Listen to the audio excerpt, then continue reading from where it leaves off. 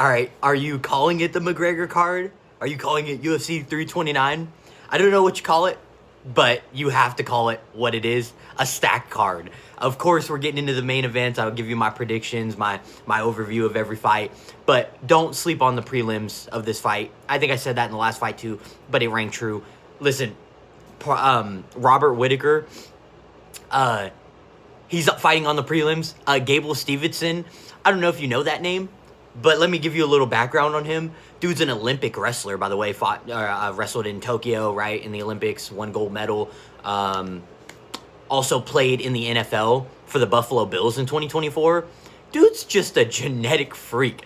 Do me a favor, just go look at the odds for the fight. I'll try and post them if I can, but like, dude's like a minus 2,500 favorite, a minus 3,000 favorite, which if you're not like into betting at all, just know that is an insanely like fan favorite right there. Like that, you're just the favorite for the fight. Absolutely. It's not even close. So just get your popcorn for that one. That's going to be amazing. That's going to be amazing to watch. So yeah, prelims going to be great. Early prelims even going to be wild. So Cody Garbrandt's fighting. So hey, it's great. It's great. Let's get in the main events.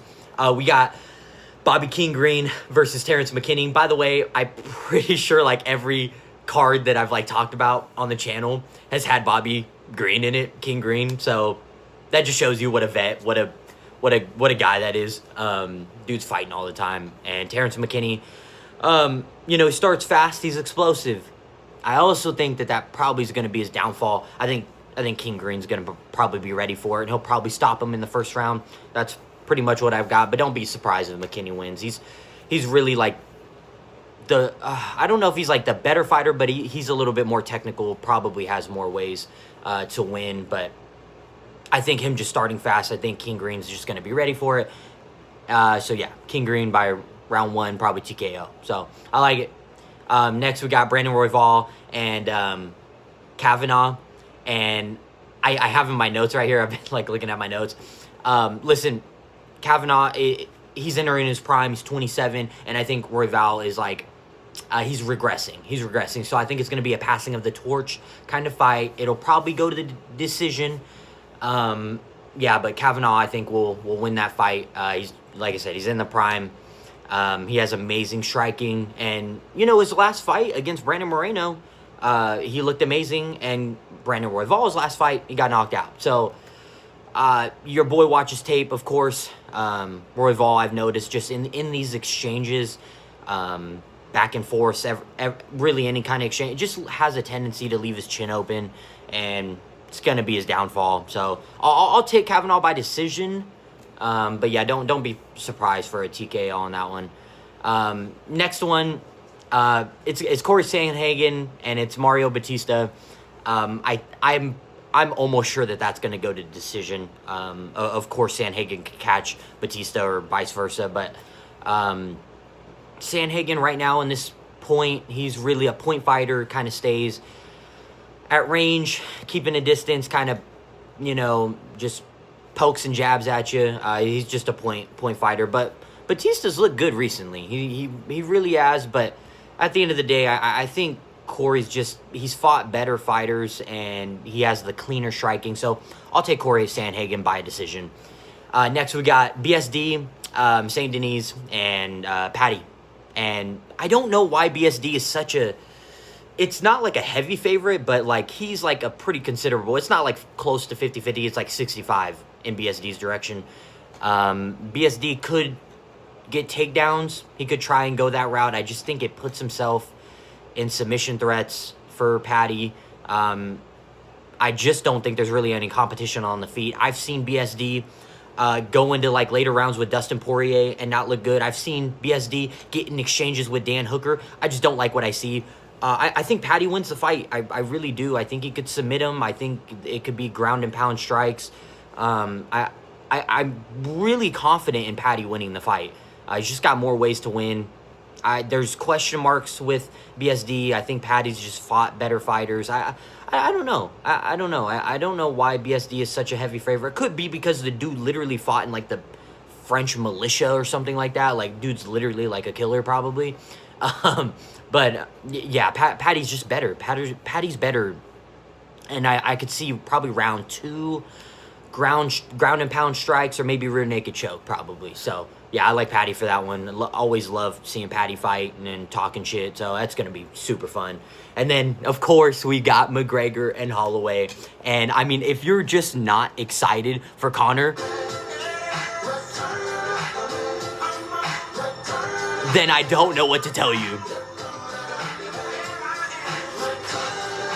Yeah, I mean, listen, of course, I don't know, maybe if you got into, UFC around the McGregor era in his prime, or, if you see clips all the time, so you're kind of, like, interested. I don't know, but McGregor changed the sport, absolutely like a money fight. Dude just box office. This dude shit-talked Jose Aldo in his own language, okay? So, dude's crazy. Dude's crazy, but listen, 5-year layoff, 6-year layoff. His last fight, literally shattered his entire leg.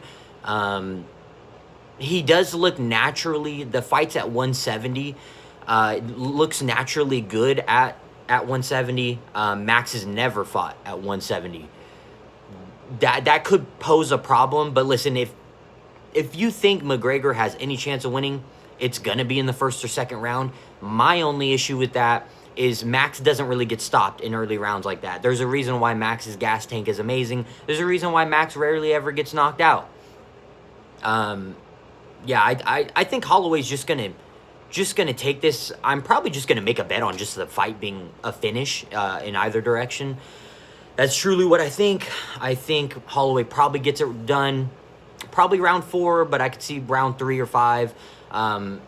Listen, I mean, the data just doesn't favor McGregor after rounds like 3, So if McGregor's going to win, it's going to be in the first 2 rounds. What I love about the fight, the reason why I love the fight is McGregor isn't coming back for money, I don't think. Obviously, I'm just like a reporter, analyst guy. Like, I'm not like there. I don't actually know, right? None of us are. But I don't think he's back for money. I think he's genuinely a little bit more focused and motivated. And anytime you've seen McGregor focused and motivated, great things have happened for him. I mean, he's a 2-division champion. So anything can happen, right? Of course. But on that other side of the coin, Holloway has lost to McGregor before. It's going to be their second bout. They fought when Holloway was a 21-year-old kid. You forget he was a kid. He's improved so much. He's been insanely active. He's fought killers his entire career, really, and especially like the past 4 or 5 years. I mean, you can just go back. I mean, so he lost his last fight against Charles. I don't care. I mean, I'm just going to be honest with you. I think Charles would do the same thing to McGregor, honestly. And I think in even worse fashion, Max took it all the way 5 rounds. Listen, he lost when he was a 21-year-old kid to Conor. I think that's motivation enough. I've seen the interviews and the promos and everything. Max doesn't even, really want to shit talk with him. He's just like, okay, well, let's get in there. Let's see how it looks. Everything like that. So I'm like, oh, man, dude, Max is just ready. He's just ready to brawl and let, all the training do the talking and everything. So, yeah, definitely give me Holloway. But if you get me drunk, I might throw some money McGregor's way because, that's where money is to be made right there. So, we'll see what happens. It's a stacked card. It's a stacked main event. It's a stacked prelims. Yeah, watch the fights this weekend, man. Go have some fun and go watch some fights this weekend. It's an amazing card.